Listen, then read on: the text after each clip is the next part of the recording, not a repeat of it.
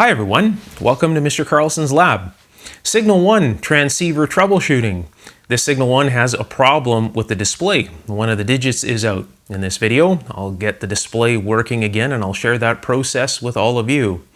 If you enjoy tech-related videos, definitely subscribe and hang around. I've got many more videos just like this coming in the near future. All right, let's get started. Here is the legendary Signal One model CX7A transceiver from 1971. You know how much this thing was worth in 1971? $2,195, which in today money in 2026 is worth over 17 grand. This thing has dual VFOs, just like a modern transceiver for 1971. Has a really neat feature, so it's all solid state except for a vacuum tube final, which is nice and warm back here. Really neat feature, as long as you had low SWR on all the bands, you could put the power amplifier tuning into the broad position and you didn't have to retune the final at all. You just leave everything the same. Does AM, lower sideband, upper sideband, CW, has all the great features of a modern transceiver, but in 1971. So this one here has a problem with the display. As you can see, one of the display digits is out. In fact, it's intermittent. So what I'll do is take this thing out of the case. Let's troubleshoot that digit and find out why it's missing. Here's a look in the top side of the unit, and I have to be careful with my hands here because this does have a vacuum tube final in here. And vacuum tube finals run at elevated voltage. There could be anywhere from 500 to over 1 kV in this cage right here. So I have to be very, very careful around this. So if you're ever working on one of these things, know that. If you're ever working on any type of a transceiver that has vacuum tubes for finals or any vacuum tubes in it, they have elevated voltages in there. And you got to be super, super careful. That's the reason they put a cover on this. Even though it has the case, it still has an extra cover over top of this. So, you know, unsuspecting hands don't go inside that cage. It's very easy to grab and move, right? And would be a very, very bad thing because that right there, I can see it right here, the little coil on it is the plate contact for that vacuum tube or the anode. The tube in this is conduction cooled, so it's like a modern unit. It has, you know how you have transistors bolted to a heatsink or FETs bolted to a heatsink? Well, this is a vacuum tube that's clamped to a heatsink. So there's a big spacer in there so that the anode voltage doesn't, you know, come in contact with the heatsink in the back here. And it transfers the heat from the plate or the anode onto the heatsink to keep things nice and quiet. So this didn't have any fans. So again, you know, pretty high tech for way back when, right? The power transformer, which is absolutely monstrous. That's the bulk of the weight here. Filter capacitors. It looks like all the capacitors in this unit are original. You know, there might be one or two that have been swapped out over time, but it looks like it's pretty much all original. Supposedly it works just fine. So I guess that would reflect the price of the unit way back when, right? So still working okay today. The capacitors are kind of interesting things though. So if the unit doesn't have that much time on it, if the radio has been off for most of the time, a lot of the times you'll find that many of these old capacitors still work. That doesn't mean that they should be left behind. Like this whole thing should most likely be recapped for reasons, you know, like if you look down in here, you see those are the driver transistors. I don't know if you can see that down in there. See that right there? And right there, those are driver transistors. And if those go away, those are pretty hard to find nowadays. So you want to keep something like this in optimum condition. You don't want to take any type of risks with this thing.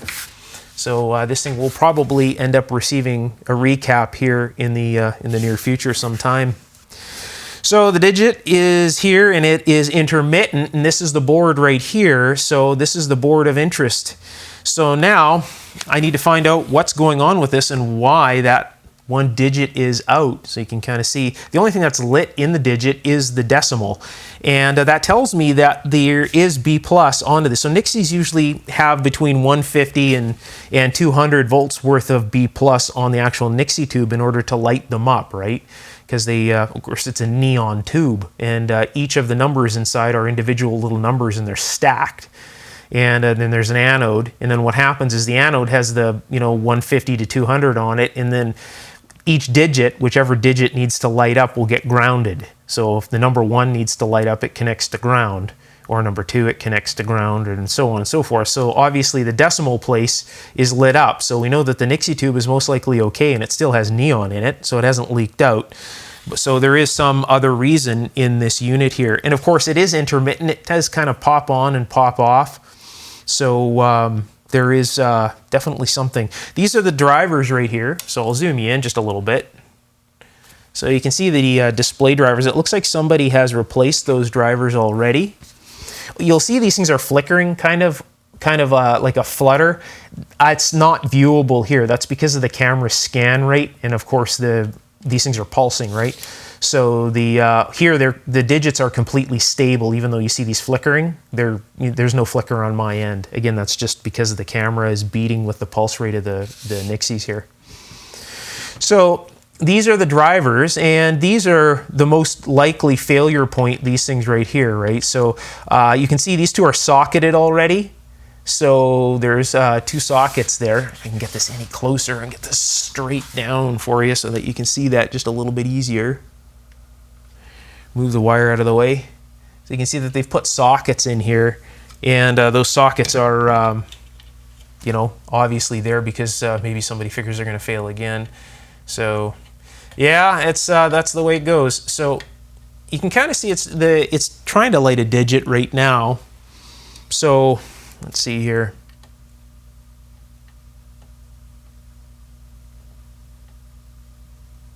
So just touching this IC is turning that digit back on. Look at that. I'm just basically the weight of the tool itself.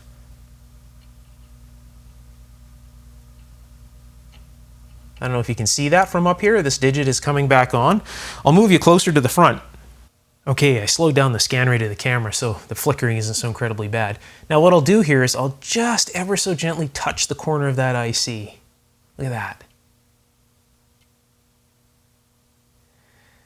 So again, I think it's either a bad solder connection on the bottom side of the socket, maybe the person who put the socket in didn't do a very good job, or there's a bad connection in the IC. We'll find out here in just a moment.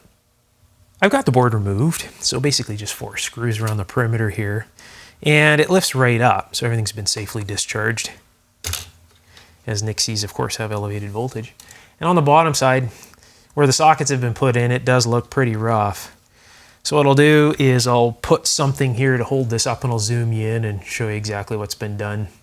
Whoever put the sockets in here was a bit rough on the board, so what I need to do is resolder all of these and check the connection to the top side. Some of the traces are actually lifting, so that might be the issue. There might be a connection problem between the bottom and the top side of the board. This bridge wire here is actually stuck to this trace, which isn't a good thing. So a bunch of things to fix up on the bottom side here. Definitely has been hot, look at that.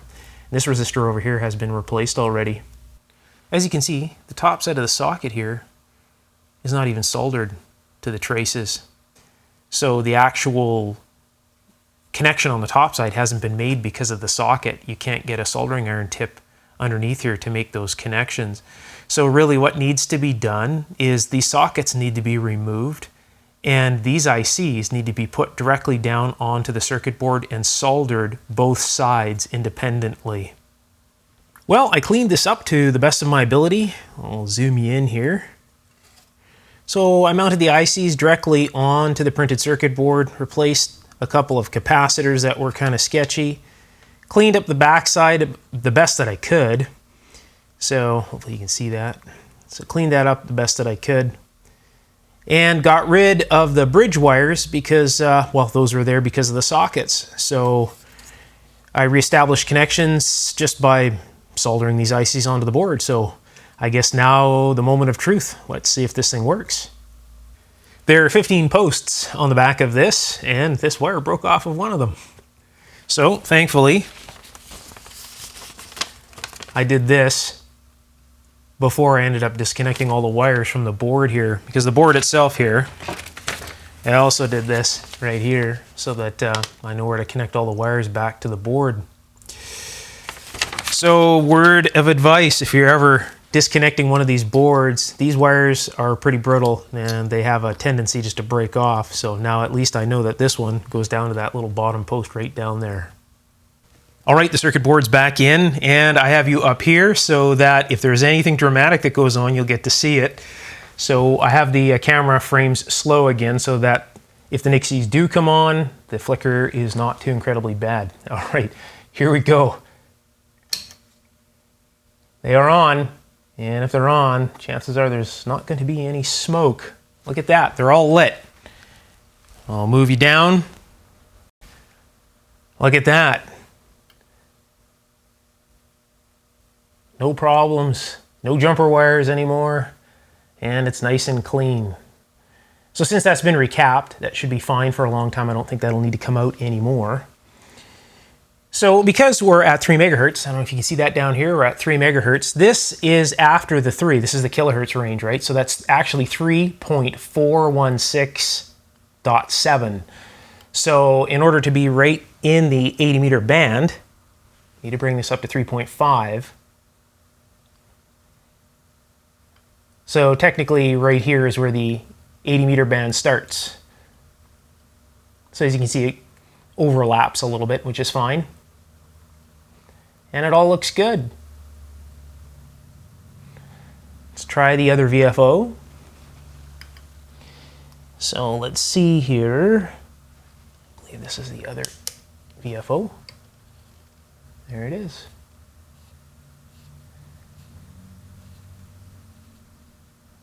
Looks good. All right, I'll hook this thing up to a dummy load, and let's see if it has any output power, and see if we can receive anything on it.